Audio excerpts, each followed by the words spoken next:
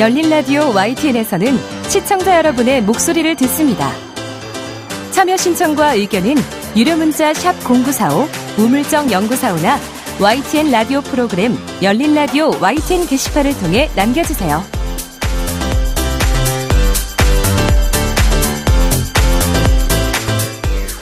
지난 한 주간 있었던 뉴스들 가운데 사실 확인이 필요한 뉴스들 팩트체크해보는 시간입니다. 팩트체크 전문 미디어 뉴스톱의 송영훈 팩트체커 전화로 연결되어 있습니다. 안녕하십니까?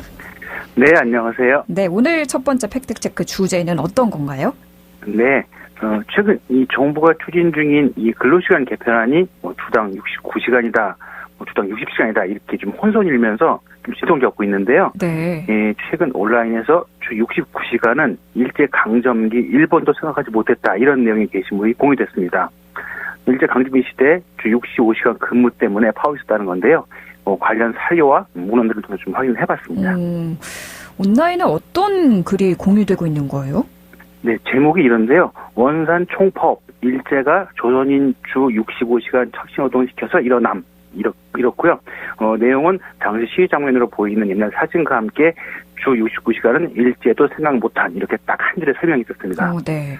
네, 일단 원본을 찾아보니까 지난 21일 유명 온라인 커뮤니티에 게시된 내용이었는데요.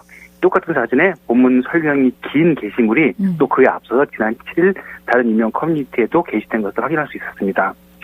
먼저 나온 게시물의 제목은 일제시대 최대 규모의 조선인 총파업이 발생한 이유 이런 내용이었습니다. 본문을 보니까 본문 초부분에 원산 총파업 당시 조선인은 주 평균 65시간을 일하여 일본인보다 주 10시간까지 더 일했으며 그럼에도 불구하고 같은 일을 하는 일본인에 비해 30%나 월급을 덜 받았음 이렇게 언급하고 있었습니다.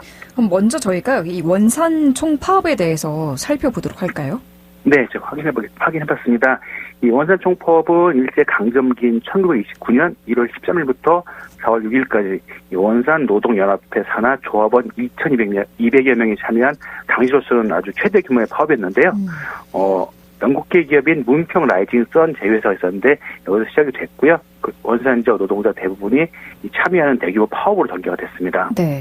네, 이런 내용들 관련해서 우선 역사 관련 공공기관의 기록물과 공지문서를 좀 찾아봤는데요. 네. 이 첫 번째는 이제 교과서죠. 국사편찬위원회가 운영하는 우리 역사넷의 교과서용 해설입니다. 여기 보면 원산 총파업에 대해서 발단은 1928년 9월에 있었던 함경남도 덕원군 문평리 문평라이진선 석유회사 제2공장 노동자들의 파업이었다. 조선인 차별이 심했던 일본인 감독이 조선인 노동자를 구타하자 노동자들이 파업을 일으켰다. 이 노동자들의 강한 저항에 회사 측은 폭행 감독 tuk출, 파업 중 임금 4일 지급 및 새로운 임금 협상 등을 약속했다.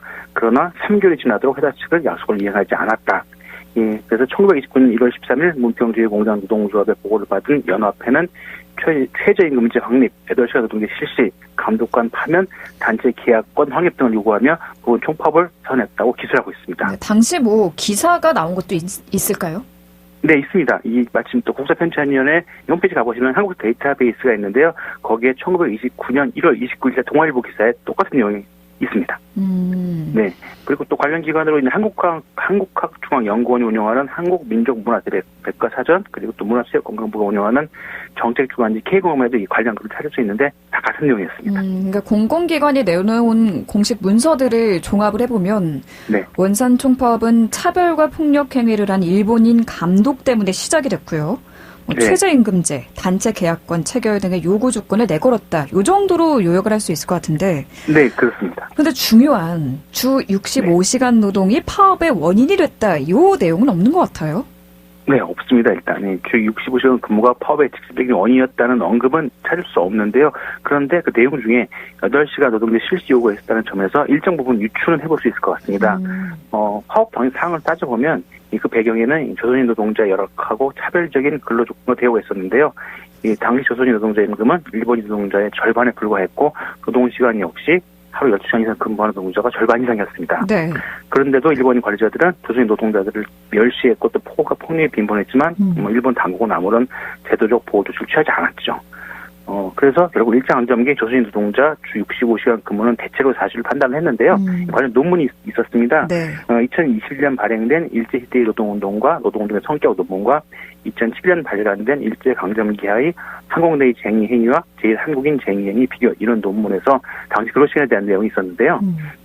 1931년 말 당시 조선인 근로자들의 노동시간은 8시간 미만이 0.8%, 8시간에서 10시간 사이가 28.7%, 네. 10시간에서 12시간 사이가 11.9%, 그리고 12시간 이상이라는 사람들이 46.9%였고요. 또 일정하지 않은 경우도 여기 3% 나타났습니다.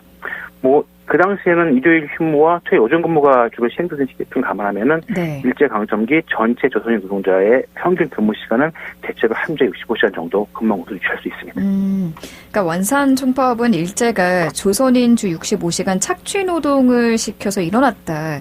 일제도 주 69시간 근무는 생각 못했다는 온라인 주장의 직접적인 근거는 찾을 수 없지만 네. 당시 상황과 파업 요구 조건 등등을 감안해보면 일정 부분 개연성이 있는 주장이다. 이렇게 정리를 할 수 있을까요? 네네. 말의 관점이나 이 글의 중점을 어디에 두느냐에 따라 좀 판단이 다를 수 있긴 한데요. 저희 종합적으로 판단해서 절반의 사실로 정의했습니다. 절반의 사실로.